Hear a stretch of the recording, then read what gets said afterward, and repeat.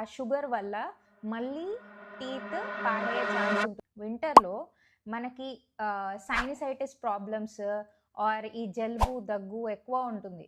So, ఈ sinusitis వల్ల ఏమవుతుందంటే మనకి హెడ్‌ఏకే కాకుండా ఈ టీత్ కూడా లాగినట్టుంటాయి.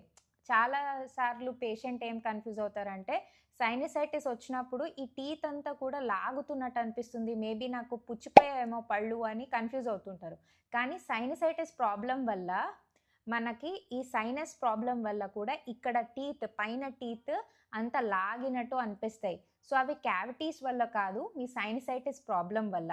సో, ఆ సైనసైటిస్‌కి మీరు కరెక్ట్ ట్రీట్మెంట్ తీసుకోండి. ఆవిరి తీసుకోవడం అలాంటివి చేసుకుంటూ ఉంటే మీకు ఆ ప్రాబ్లమ్ సాల్వ్ అవుతుంది. ఇంకొకటేంటంటే మీరు చలికాలంలో ఎక్కువగా బాగా టీలు, కాఫీలు బాగా తాగుతారు. ఎందుకంటే బికాజ్ చాలా చల్లగా ఉంటుంది కాబట్టి 2 టైమ్స్ తాగేది 3 టైమ్స్, 4 టైమ్స్ కూడా టీ సిప్ చేస్తూ ఉంటారు. కాఫీ సిప్ చేస్తూ ఉంటారు. హాట్‌గా ఉంటుంది కాబట్టి.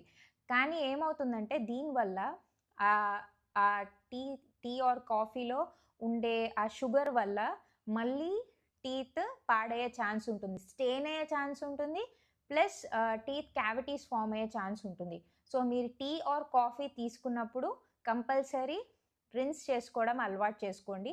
అండ్ టీ, కాఫీ బదులు మీరు లైక్ హెల్తీగా ఈ జావా కానీ ఆర్ సూప్ కానీ వెజిటబుల్ సూప్ ఆర్ జావా ఇలాంటి హెల్తీ ఆప్షన్స్‌కి మీరు ప్రిఫర్ చేస్తే మీకేంటంటే ఈ టీ, కాఫీ వల్ల అయ్యే డ్యామేజ్ అవ్వదు.